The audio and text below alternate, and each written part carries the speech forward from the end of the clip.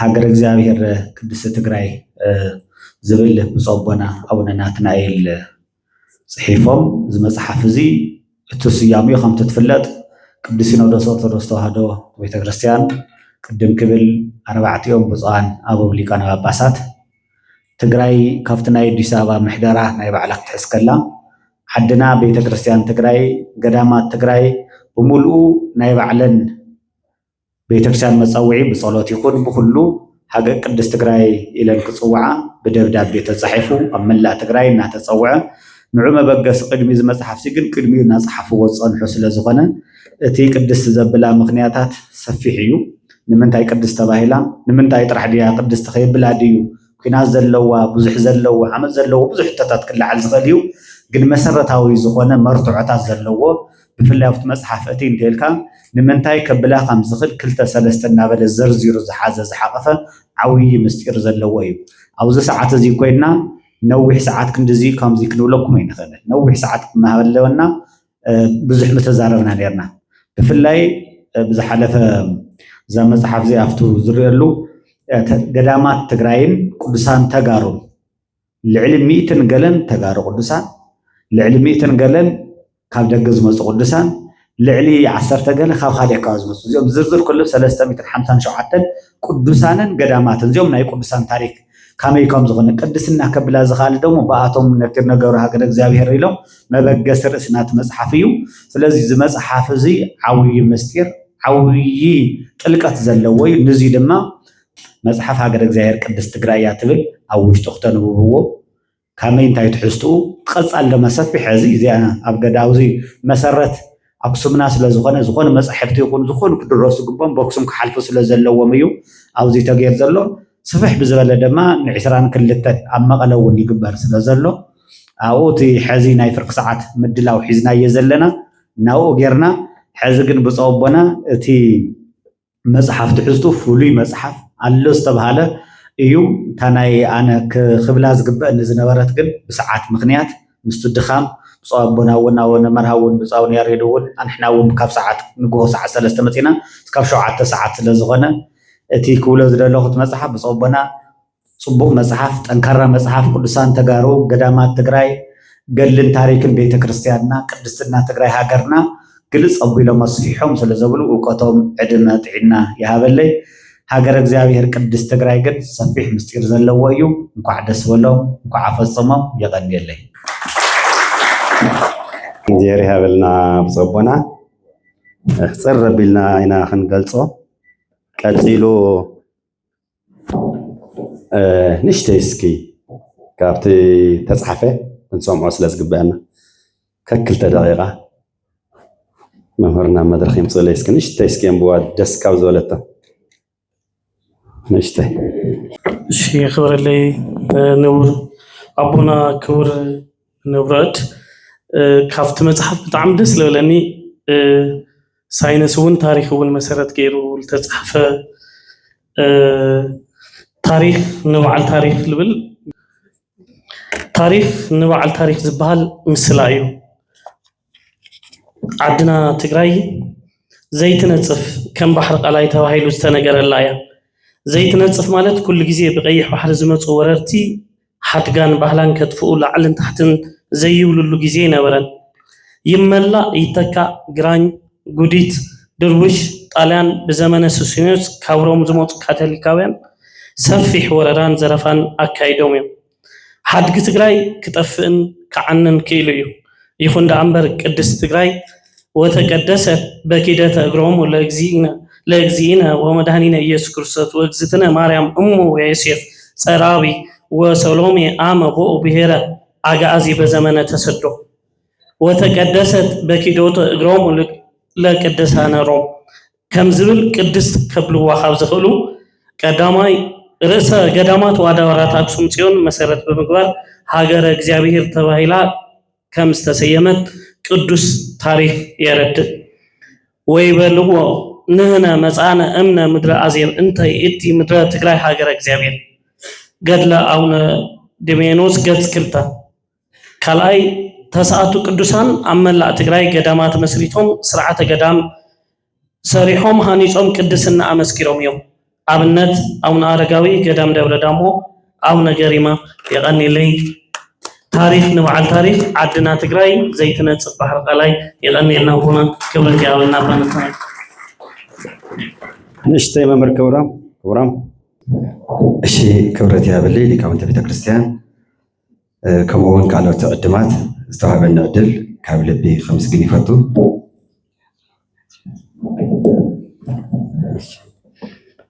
ደቂ ሰባት ዘባረርዎ ሰራው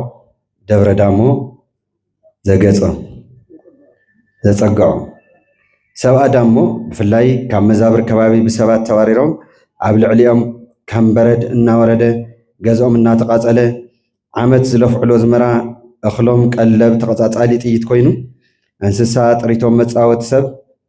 መሰል ኣራዊት ኮይነን እንታይ እሞ ኣነ ብናተይ ዓቕሚ ብናተይ ብርዒ ናይ መጽሓፍ ልምዲ ይኹን እኹል ብቑዕ ትምህርቲ ዘይብለይ ከመይ ከም ዝገልጾ ጨንቀኒ እንታይ እሞ ብመልክዕ ብቁመት ብቋንቋ ብተፈጥሮ ሓደ ዝኾኑ ሰባት ዘባረርዎ ሰብኣ መዛብር ብባህሪ ብተፈጥሮ ብዕሾኽ ዝኾነ ሰራውን ጨዓን ደብረ ዳሞ ግን ከምቲ ደርሆ ንደቃ ብመንፈራ ወይ ብኣኽናፋ ሓቂፋ ተንከባኺባ ትሕዝ ሓቂፋ ደጊፋ ኣጽሊሉ ዘሕደሮም ወገናት ብፍላይ እኖታት ኣብ እግሪ ሰራው ደቂሰን ኣብ ርእሲ ጥሜተን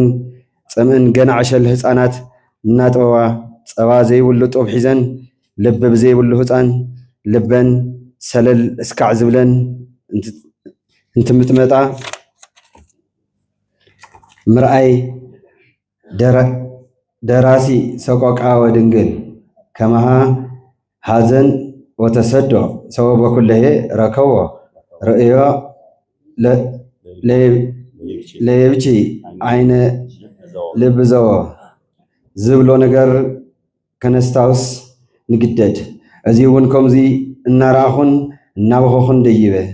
ኣብ ፍርቂ ዓቐብ ደብረ ዳሞ ምስ በጻሕኹ ቀቅድመይ ዝድይቡ ሓደ ዓብይ ኣቦ ባህታዊ ኣማዕዲ ረኣኽዎም ምስኦም ክጓዓዝ ደልየ እንተርከብክዎምስ ለካ ዘመቦ ባህታዊ እቲ ኣነ ዝረኣኽዎ እናረኣዩ ሓሊፎም ኣዝዩ ገሪምዎምስ በይኖም ይዛረቡ ምስ ዝኾነ ኣካል ቃል ብቃል ዝመላለሱን ዝጨቃጨቁን ይመስሉ ሓደ ሓደ ግዜ ተፈጥራዊ ድምፆም ልዕል ኣቢሎም ዋ የለኻ ዲኻ ብህይወት ዶ ዘየለኻ ኮንካ ምህላውማ ኣለኻ ኢኻ እንተዘይትህሉ ዶ ኣሚንና ፀዊዕናካ ዋ ኣረጋይ ንባዕልኻ ኣብ ብሄር ህያዋን ሃባ ኣልቦ ሃዘን ወናእክ ተደላዲልካ ተመቻቺኻ እፎይ እሰይልካ እናነበርካ ሓቅኻ እምበር ኣይጠምየካ ይፀምአካ ኣይቆረካ ይስልቸካ ኣይትፈርሕ ኣይትድንግፅ እንታይ ጎዲሉካ እዚ ኩሉ መከራ ኣብዚ ገዲፍካዮ ኸድካ ወይ ኣረጋይ ወይ ንስኻ ብድሕና ዘመን ዝተሰወርካ እንታይ ጣጣ ኣለካ ሕደግዎ ወመንዎ ለዘኣለም ኢልካ ኩሉ ገዲፍካዮ ዝኸድካ ስብሐት ለእግዚአብሔር ክብረት ይሁን። ካብዚ ብምቕፃል ብፁዕ ኣቡነ መርዓ ክርስቶስ ናይ መንበረ ሰላማ ላዕለዋይ ቤተ ክህነት ኦርቶዶክስ ተዋህዶ ቤተክርስቲያን ትግራይ ጠቅላይ ቤተ ክህነት ስራሕ መካየዲ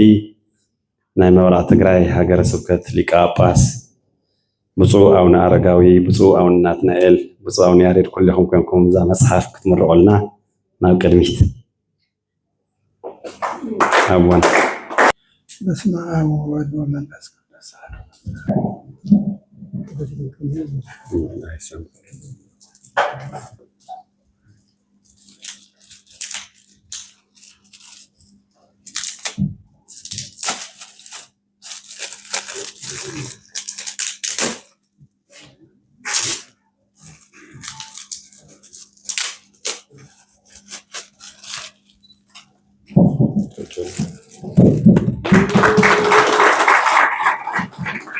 الشبوتات زلهم مغفلة بصوا أبونا ونمرها كريستوس حساب كلنا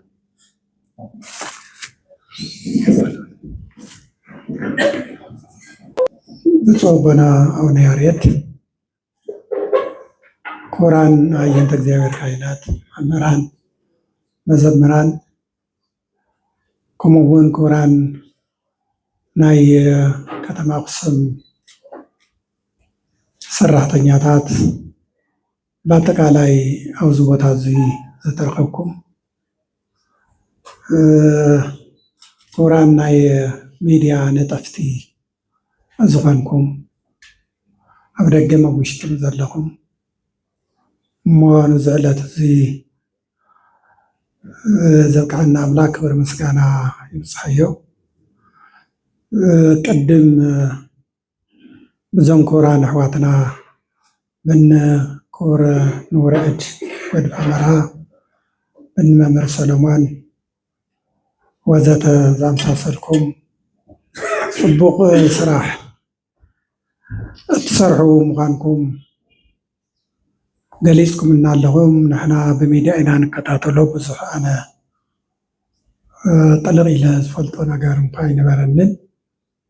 ካብ ዝሰማዕኽዎ ግን ኣብዚ ግዜ እዚ ሃይማኖት ዝተቐዛቐዘሉ ግዜ ገበርተ ሰናይ ኣብ ዝወሓዱሉ ግዜ ነቲ ሃይማኖትና ብዙሕ ስማስም ዝወሃበሉ ግዜ እሞ ብዙሎም ግዜ ኩላትና ከም እንፈልጦ ዝተፈላለየ ሃይማኖት ኣብ ዝፈልሐሉ ግዜ ኣብዚ ውሽጢ እዚ ንሰባት ዝሓዝኑ ንደካማታት ዝሓዝኑ ዝጠመየ ሰብ ዝሓዝኑ ምርካብና ግን ብጣዕሚ እግዚኣብሔር የደስቶ እዩ። ካብዚ ንእግዚኣብሔር ዘሐጉሶ ላዕሊ የለን። ኣብዚ ሎሚ ግዜ ከምዚ ዝመሰሉ ቅዱሳን ሰባት ምርካብና መጀመርያ ንእግዚኣብሔር እዞም ሰባት እዚኣቶም ንዝሃበና ኣምላክ ነመስግኖ። ብድሕሪኡ እንደገና ከምዚኣቶም ዝመሰሉ ኣብ ጎኒ ፅጉም ዝስለፉ ኣብ ጎኒ ድኻ ዝስለፉ ዝሓመመ ሰብ ዝጥይቁ እዚኣቶም ደሞ ክነመስግኖም ይግባእ። ሓደ ግዜ ምስጋና ሃብሉ እስኪ። ናይ ስራሕ ዘመንኩም እግዚአብሔር ይባርከልኩም ኢና ክንብል ዝግባአና። ዕድመ ይሃብኩም እዞም ዘመርቲ ዕድሜ ማቱሳላ ይሃብከዮም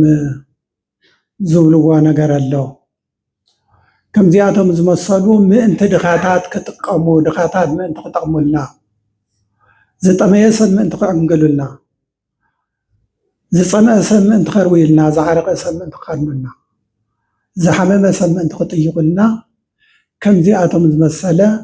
ዕድመኹም የንውሐየና ክንፅልየሎም ናይ ቤተ ክርስቲያን እንተን እዩ ኮን ዘለዎ እና ብዘሎም መዓልቲ ፅቡቕ ቅድስቲ አክሱም ቅድስቲ ሃገረ ትግራይ ሃገረ እግዚአብሔር ትግራይ ዝብል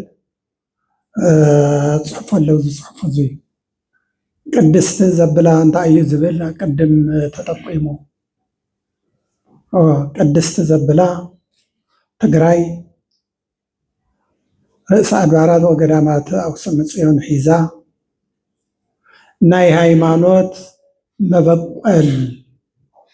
ናይ ሃይማኖት መገኛ ናይ ክርስትና ምንጪ ናይ እምነት እግዚአብሔር ገና ካሊእ ኣብ ፀልማት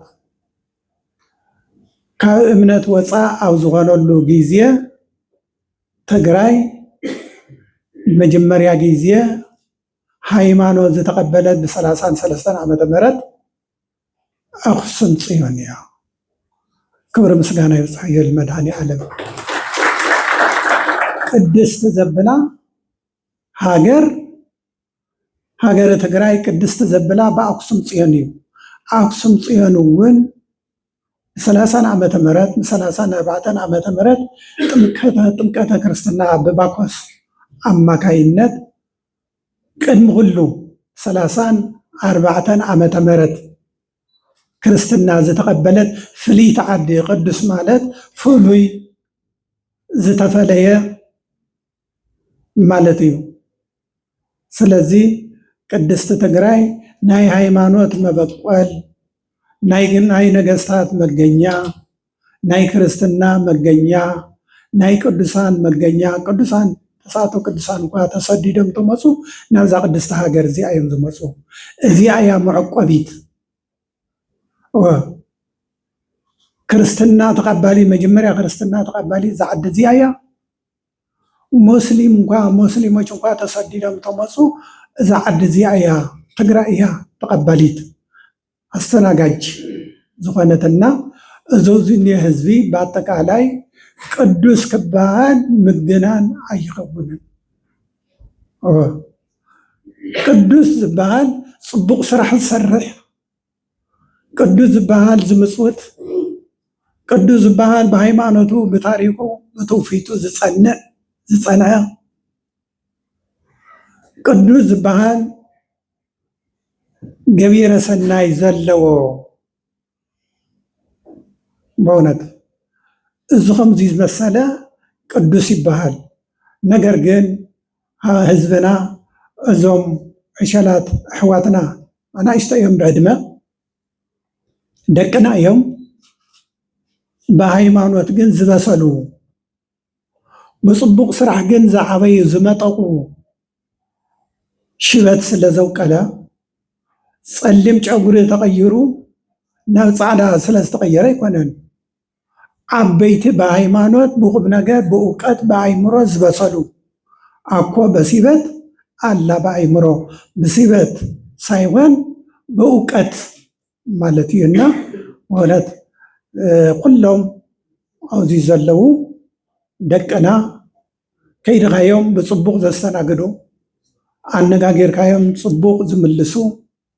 በአግባብ ዝምልሱ ህዝቢ እዩ ዘለና። ስለዚ እግዚአብሔር እዚ ህዝቢ እዚ ፅቡቕ ስራሕ እናቀፀለና ክኸድ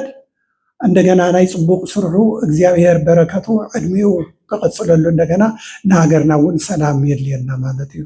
ሰላም ንጸሊ ኩሉም ነገር ሰላም ተሃልዩ ፅቡቕ ስራሕ ይስራሕ። ፅቡቕ ሰላም ተሃልዩ ልምዓት ይለምዕ። ሰላም ተሃልዩ ኩሉም ነገር ኣሎ። ሰላም ሒዝና ኢና ንንቀሳቀስ። ብዙ ድርጅት እዚ እውን ሰላም ተሰፊሕልና ኣብ ሃገርና ኩሉም ስራሕ ዝከናወን ብሰላም እዩ እሞ ሰላም ለዓድና ለህዝብና ለመራሕትና ሰላሙ ይእዘዘልና ፈጣሪ። ዳያኑ ፅቡቕ ንክፈርዱ እግዚአብሔር ኣእምሮኦም የብርሃሎም፣ ኣእምሮኦም የስፋሓሎም። ኣብ ስልጣን ዘለው ሁሉ ስራሖም ይባርከሎም፣ ስልጣኖም ይባርከሎም። ምእንቲ ህዝቢ ንህዝቢ ፅቡቕ ፍታሕ ክህቡ ምእንቲ ሰባት ክኾኑ ምእንቲ ሰሎሞን እንታይ ዳዊት ዝበለ ወደይ ሰብኹን እዩ ዝበሎ። ሰብ ኮይንካ ተረኸብ። ሰብ ማለት ኩሉ ሰብ እዩ። ወዲ 9 ወርሒ እዩ። ነገር ግን ብእምነት ብፅንዓት ብሃይማኖት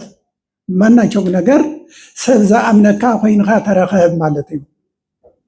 ሰብ ዝኣምነካ ኮይንካ ተረኸብ። ንሰብ ፍታሕ ክትህብ፣ ንሰብ ተስፋ ክትኮን፣ ንሰብ ፍርዲ ክትኮኖ፣ ዝተበደለ ክተድሕን፣ ዝተፀገመ ክተድሕን ፅቡቕ ፍታሕ ብምሃብ ሰብ ኩን እዩ ዝበሎ። ስለዚ መራሕትና ከምቲ ዳዊት ዝበሎ ከምቲ ሰሎሞን ዝነበሮ ሰብ ይግበረና። እዚ መፅሓፍ እዚ ንሕና እንጥቀመሉ ተማሂርና አንቢብና እውቀትና እነብስለሉ እውቀትና እነስፋሐሉ ይግበረና። ቃለ ሕይወት ያስማዕልና። አመስግኑልና እስኪ ነባታችን ንብፁዕ አቡነ ናትናኤል ከነፅሓፉ ዝደኸሙ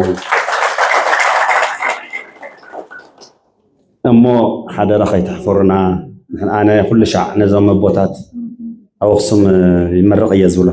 እቲ መፅሓፍ ኩሉ ሻዕ ናብና ረጋዊ እዚኣኹም ትምርቕዋ ኢለምፅያ እየ ብፃውናትና ያለ እውን ናብዚኣ ተዘይኮነት እንዳበልናዮም ፀኒሕና ግን መቐለ እየ ኢሎም ነይሮም ሕዚ ግን ከይትሕፈሩና ገዚእና ተናብዚኣ ዝመፃ ንወዳእ እየን ኣክሱም እኮ መፅሓፈይ ይሽየጥን ከይንበሃል ኣክሱም ብደንቢ ፀሓፍቲ መንበብቲ ዘለዎ ቦታ እዩ ስለዚ ብዙሕ ሶርስ ንረኽበሉ መፅሓፍ ስለ ዝኾነ ከም ርእሲ ኣድባራት ወገዳማት ኣክሱም ፅዮን ሰበካ ጉባኤ 25 መፅሓፍ ሰብ ከይቀድመና ምእንቲ 25 መፅሓፍ ክንወስድ ኢና ካልኦት ከዓ ያው 400 ቅርሺ እዩ እስከ ዝሩሎም እንዳቆፀርኩም ከይንጠባጠብ ብድምር እሺ መምህር ኣለማየሁ እንዳሙን ናብዚኣ እንዳ መፅሓፍ ተወስድ ደስ መለን ካብ ዝተሓወስ ኣባታችን እውን መን መፅሓፍ ከም ዝገዝኦም ክሪእዎ ምእንቲ هو طعم ቴንኪው ኣብ ተቐበል እሺ መምህር ፀጋ ናይ ትምህርቲ ቢሮ ሓላፊትና እወን ጸሎት እንተስ እሺ ወታቸ ጸሎት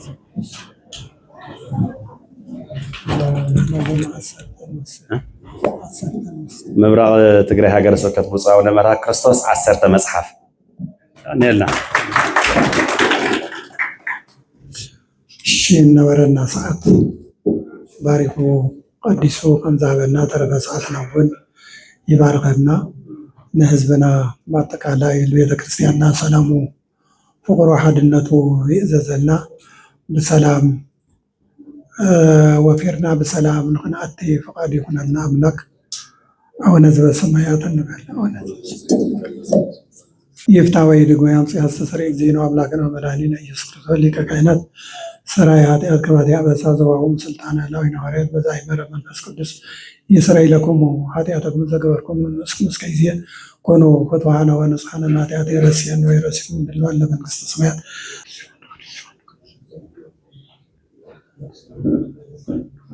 ከማው በእንተ ዝነ ማርያም ነበር በእንተ ዝነ ማርያም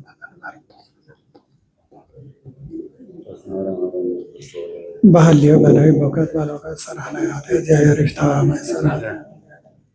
አንዴላ አባታችን መቦታት እንባሩ